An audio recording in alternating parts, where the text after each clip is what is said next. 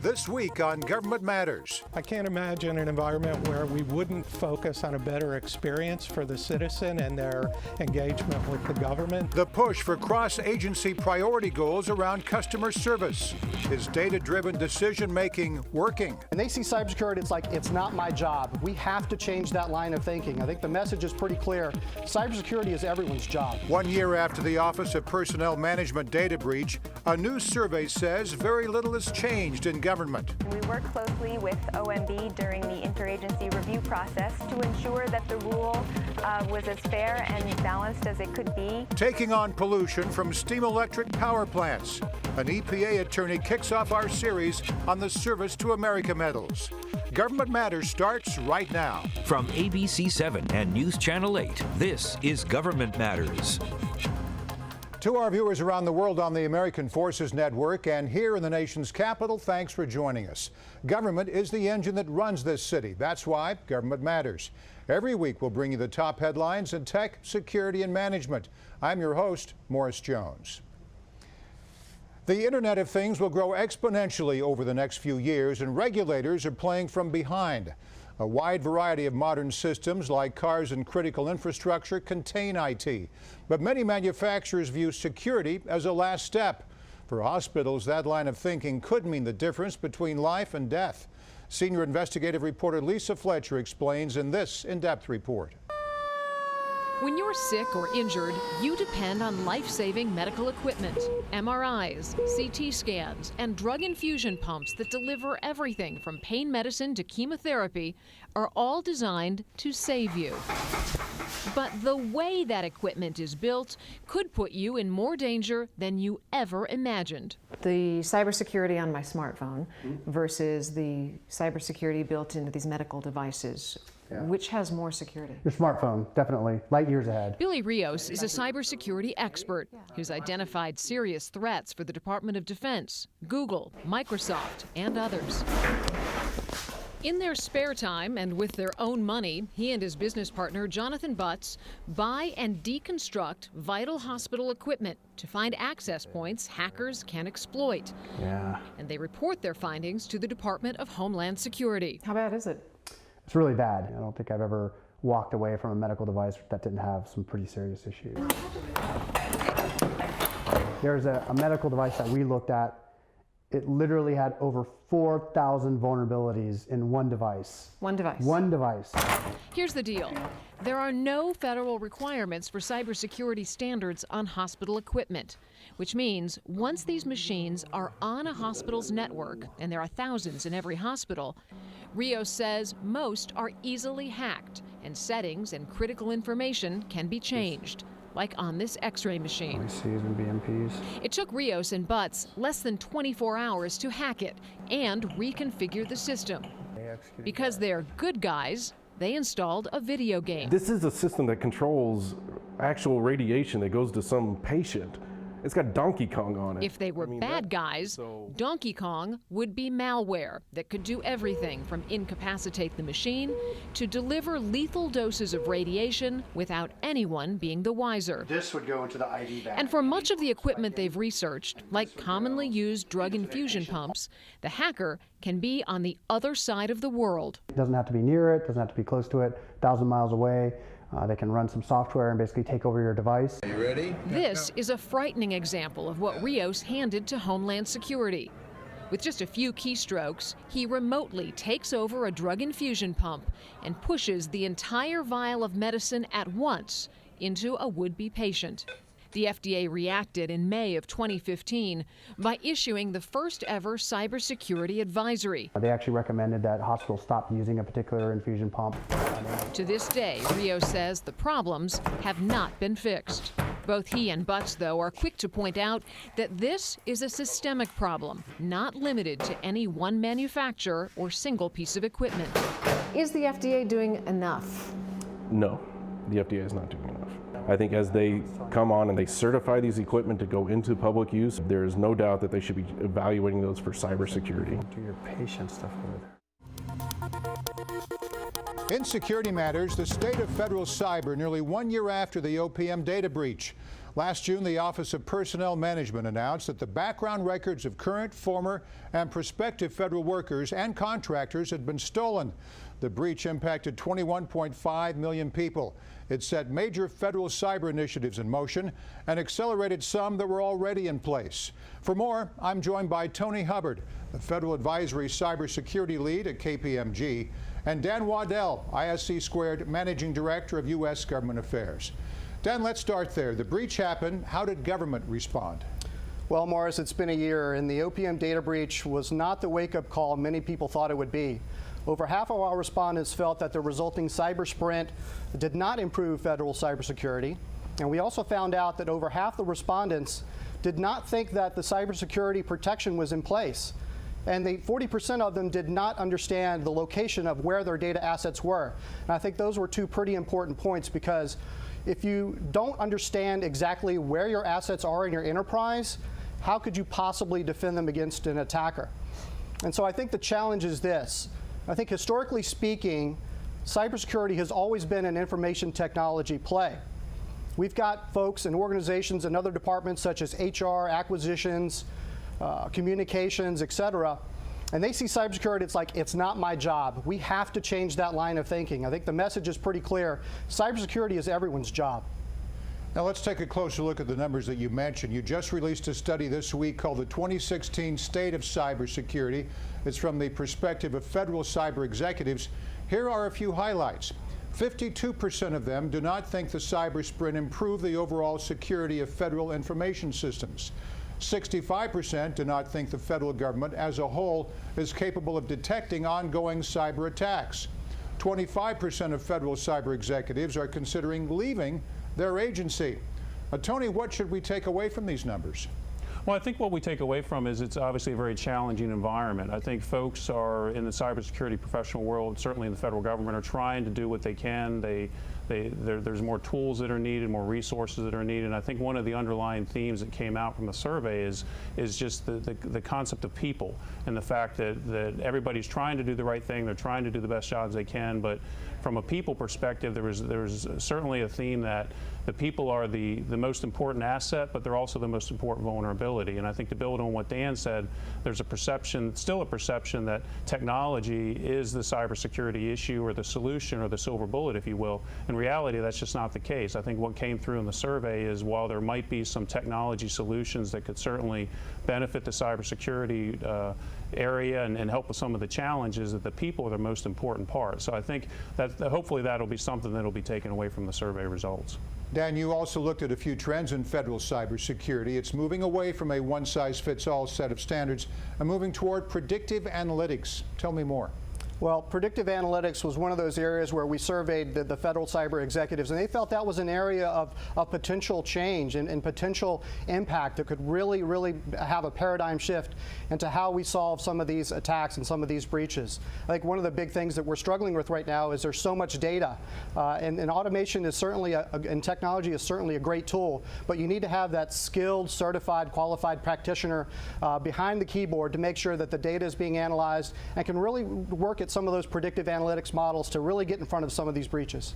And Tony, in this report, you make the case for a federal chief information security officer. Why? Well, I think it goes back to what Dan was saying around the concept of accountability. I think for many, many years, and you sit in rooms with federal cybersecurity executives and professionals, there's many people that have some aspect of responsibility for cybersecurity, but it's rare that you find somebody that stands up and says, okay, I'm accountable for this. And we're all optimistic that work in this field, that with the soon-to-be appointment of the federal chief information security officer, that issue of accountability will be able to permeate down through the federal government agencies. So we're very optimistic about that. Tony Hubbard with KPMG and Dan Waddell with ISC Squared. Thanks to you both. Thank you.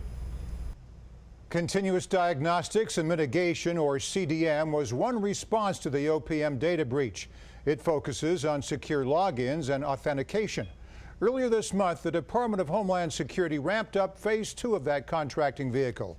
Primes will need help fulfilling their obligations. Enter speed networking, as Diane Cho explains. It's not speed dating, but rather speed networking for continuous diagnostics and mitigation. This is the fourth time that we've held this speed networking event. The IMIX Group hosted the event to give IT manufacturers and systems integrators an opportunity to get to know each other.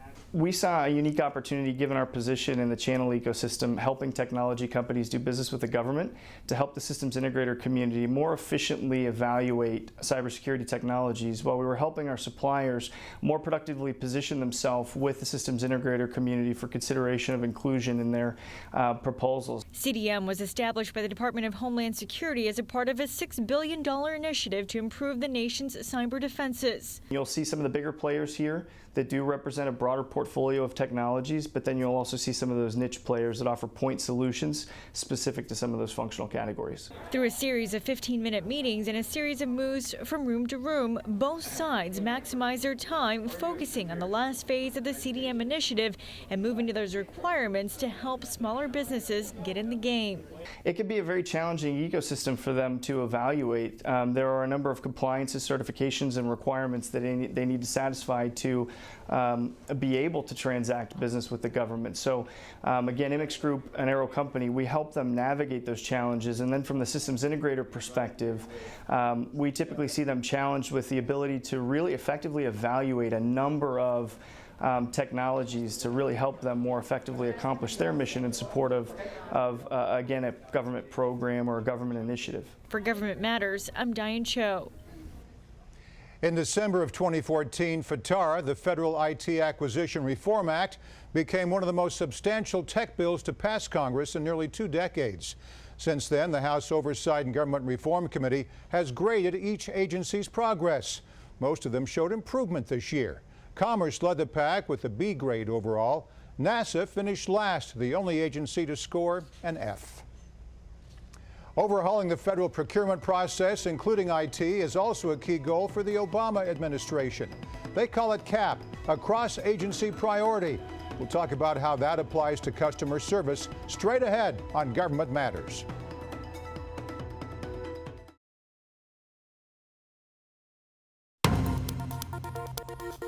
In Tech Matters, cross-agency priority goals around customer service. In 2014, the White House released an ambitious set of management and mission-based priorities designed to help federal agencies to work smarter, better, and more efficiently for the American people. Here with the progress report, Tom Romeo, president of MAXIMUS Federal. Tom, before that progress report, give us a history lesson. Why did the Obama administration launch CAP in 2014? What were they trying to accomplish? Well, Morris, I think what they were trying to accomplish was to make the citizen experience more like things that citizens are used to experiencing in their commercial environments. Places like Amazon and eBay are driving a different type of experience, and the government was trying to keep up with those advances. Now, this March, OMB really drilled down on those CAP goals. Officials point to advances in energy efficiency, STEM education, and the federal procurement process. Does the private sector share their perspective? Is CAP working? Yes, I think it is working. I think that the measurements that the government has put in place, especially around enhancing citizen engagement and the way that they deal with the government, has made significant advances.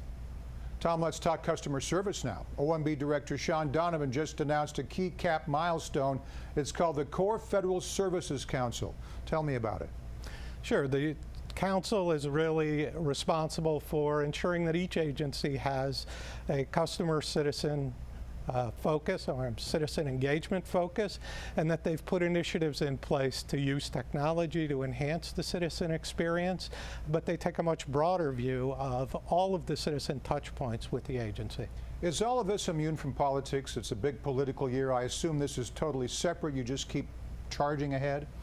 I can't imagine an environment where we wouldn't focus on a better experience for the citizen and their engagement with the government, so I believe it is a non-political issue. That's good to hear. Before you go, put all of this into context for us. Will data-driven decision-making improve government?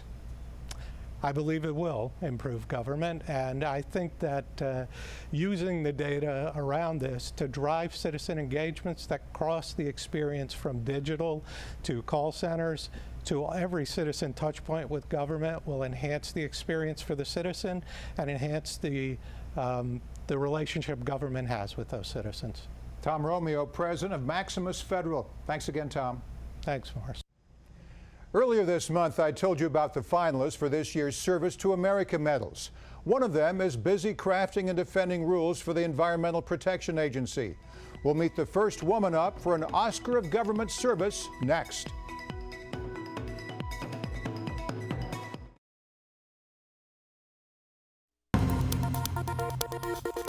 In Management Matters, the Sammys. This month, the Partnership for Public Service announced 32 finalists for their Service to America medals, the Oscars of Government Service. The program will celebrate its 15th year with an awards ceremony on September 20th. You'll meet most of the finalists on this show. They have incredible stories to tell, including Jessica Hall Zomer, attorney advisor at the Environmental Protection Agency. She's a finalist for the Call to Service medal. Jessica, before we get into your call to service, quantify the problem you set out to solve, namely pollution from steam electric power plants. What kind of impact do they have on the environment? It's a great question. Well, first, steam electric power plants are the vast majority of power plants in the United States that produce electricity.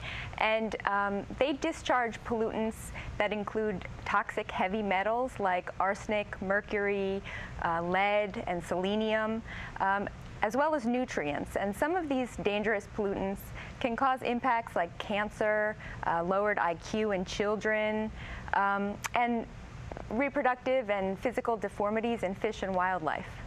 And that's where you came in, revising and strengthening a power plant rule and harmonizing it with the Clean Water Act. Tell me more about that. Yes, as the lead attorney to finalize the steam electric rule that was issued by EPA last year, it was my responsibility to ensure that the rule was issued in full compliance with all relevant laws, including the Clean Water Act. And I also worked very closely with a team that included engineers, scientists, economists, and statisticians to develop specific regulatory provisions for the rule in order to achieve desired outcomes. Jessica, as you've alluded to, there's certainly been a lot of cross-agency collaboration and conversations with the White House. Who did you work with and why? We worked very closely with stakeholders across the federal government, and we worked closely with OMB during the interagency review process to ensure that the rule was as fair and balanced as it could be, given the mandates in the Clean Water Act. Your regulation will be phased in starting in 2018. Now the hard work begins. The power industry has challenged the rule in court. What role will you play in defending it? Well, I will be the lead attorney to defend the rule in court. As you mentioned, we have been challenged by industry groups and a group of environmental organizations, which is not unusual for significant EPA actions.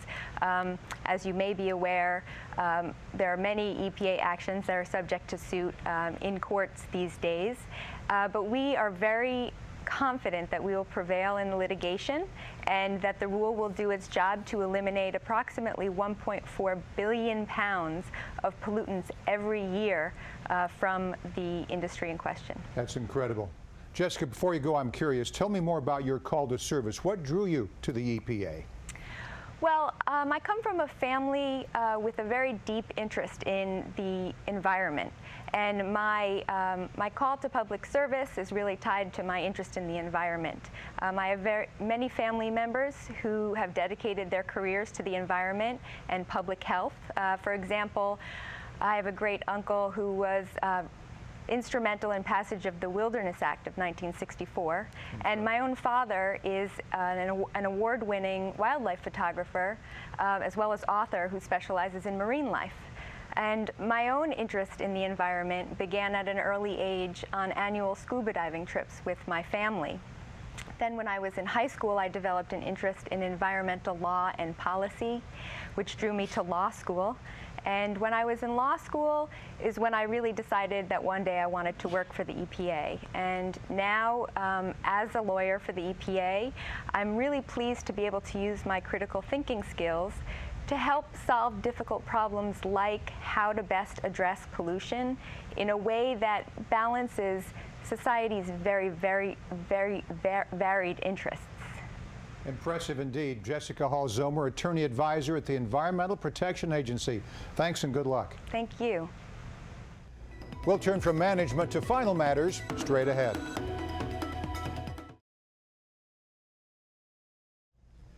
This March, astronaut Scott Kelly retired from NASA after spending a year in space. This week, Kelly and his twin brother Mark were honored by their New Jersey elementary school. They treated students to a once-in-a-lifetime lesson in STEM education. Tony Yates was there.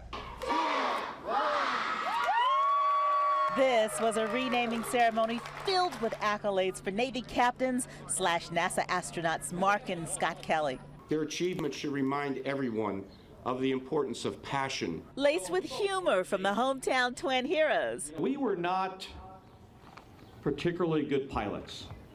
You know, I really struggled. You know, I started flight school the year. Fun and the company of future leaders, former teachers bursting with pride. I definitely had tears looking at the students who were busy staring at them. It's fantastic. I am so proud of both of them. They are two astronauts who've always reached back to the students back home. How good you are at the beginning of anything you try is not a good indicator of how good you can become. And know that if you work hard and set big goals and reach for the stars, that the sky is definitely not the limit. Plenty of memories here today from the Kelly brothers, but most important, their message to the kids, and it's sunk in already. It makes me feel like I can do anything now. They said that they weren't the greatest, but after a while they became the best. So I figured I might not be the best now, but later on I could do something amazing. And so an historic afternoon in West Orange is capped with a final countdown. Mark Kelly's wife, former Arizona Congresswoman Gabrielle Giffords, who survived an assassin's bullet, joined the brothers to make it officially official.